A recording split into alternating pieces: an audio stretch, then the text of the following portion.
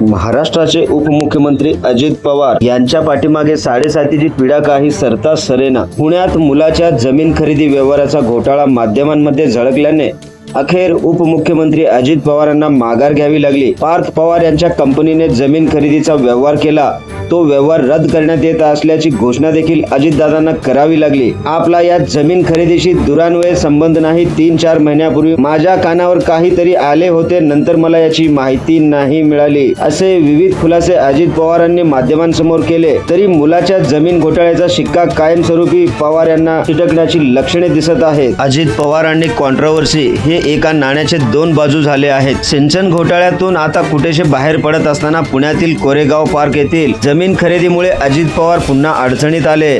या व्यवहाराशी आपला संबंध नसल्याचे अजित पवार यांनी वारंवार सांगत असले तरी त्यांच्या मुलासाठी सरकारी यंत्रणा के कसे झुकते माप घेते, हा औत्सुक्याचा प्रश्न आहे। महारवतनाची ही जमीन खरे तर विकता येत नाही, त्यातच IT पार्क विकसित करणार असे दाखवून मुद्रांक शुल्कात सवलती मिळवण्यात आल्या पद्धतीने कृती केली, त्यावरून या प्रकरणात वरून दबाव होता हे देखील स्पष्ट होताना दिसत आहे। केंद्र सरकारच्या यंत्रणांना ही जागा रिकामी करण्यासाठी नोटीस देण्यापर्यंत राज्यातील यंत्रणाची मजल गेली होती। महाराष्ट्राच्या सत्ताकारणात बॅरिस्टर AR अंतुले यांनी सिमेंट घोटाळा, अशोक चव्हाण यांचा आदर्श घोटाळा, शिवाजीराव निलंगेकर पाटील यांना मुलीच्या गुणात वाढ करण्याच्या प्रकरणात मुख्यमंत्री पदाचा राजीनामा द्यावा लागला होता। सिंचन घोटाळ्याच्या आरोपानंतर अजित पवारांनी राजीनामा दिला होता।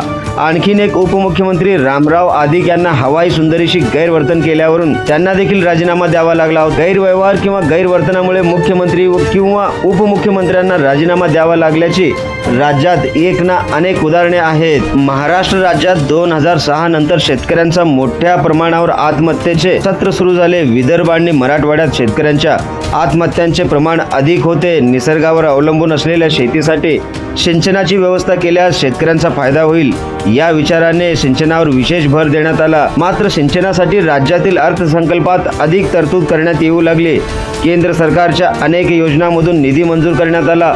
तत्कालीन पंतप्रधान डॉक्टर मनमोहन सिंग यांनी विदर्भाचा दौरा केल्यावर विशेष असे पॅकेज जाहीर केले, जेणेकरून विदर्भात सिंचनाचे क्षेत्र वाढावे व शेतकऱ्यांना पिकासाठी पाणी मिळावे, हा त्यामागचा मुख्य उद्देश होता। सिंचनावर 7-8 वर्षात सुमारे 70,000 कोटी रुपये खर्च करूनही सिंचनाच्या क्षेत्रात फक्त 1% वाढ झाल्याचा मुद्दा माजी आमदार BT देशमुख यांनी 2000 मध्ये मांडला होता।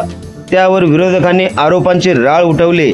जेव्हा अजित पवार हे जलसंपदा मंत्री होते, साहजिकच उंगली निर्देश अजित पवारांच्या दिशेने झाले।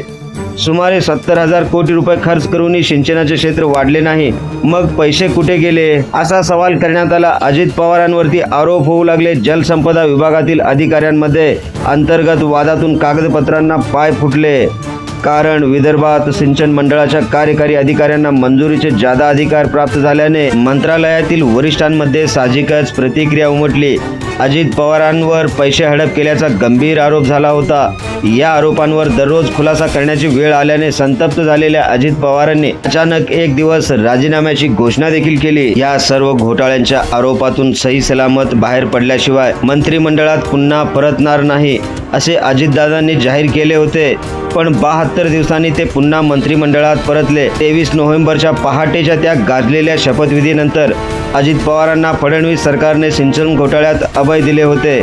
पंतप्रधान नरेंद्र मोदी यांच्यासह भाजपच्या समस्त नेते मंडळींनी सिंचन घोटाळ्यावरून अजित पवारांवर गंभीर स्वरूपाचे आरोप केले। अगदी तुरुंगात चक्की पिसण्यासाठी पाठवण्याची भाषा देखील केली होती। त्याच भाजपने अजित पवारांना बरोबर घेऊन सरकार स्थापन केले। अजित पवार हे बेधडक बोलण्यासाठी प्रसिद्ध आहेत।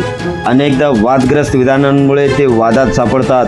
धरणात पाणी नाही तर येथे येऊन लघुशंका करू का, असा प्रश्न त्यांनी आंदोलनकर्त्यांना विचारला होता। रात्रीच्या भार नियमनामुळे लोकसंख्या वाढते अशा बेताल विधानामुळे ते अडचणीत आले होते। राष्ट्रवादीतील फुटीनंतर आता निवृत्त व्हा असा सल्ला काका शरद पवारांना दिल्याने अजित पवारांवर चांगलीच टीका झाली होती। अजित पवारांना त्यांचा मुलगा पार्थ पवार यांच्या जमीन गैरव्यवहारामध्ये राजीनामा द्यायची वेळ येते का, या बातमीवरती आपली काय प्रतिक्रिया आहे ते आम्हाला कमेंटद्वारे नक्की कळवा। तसेच आपल्या हक्काच्या NGTV मराठी न्यूज चॅनलला नक्की सबस्क्राईब करा, जेणेकरून अशाच नवनवीन बातम्या आपल्यापर्यंत पोहोचवल्या जातील।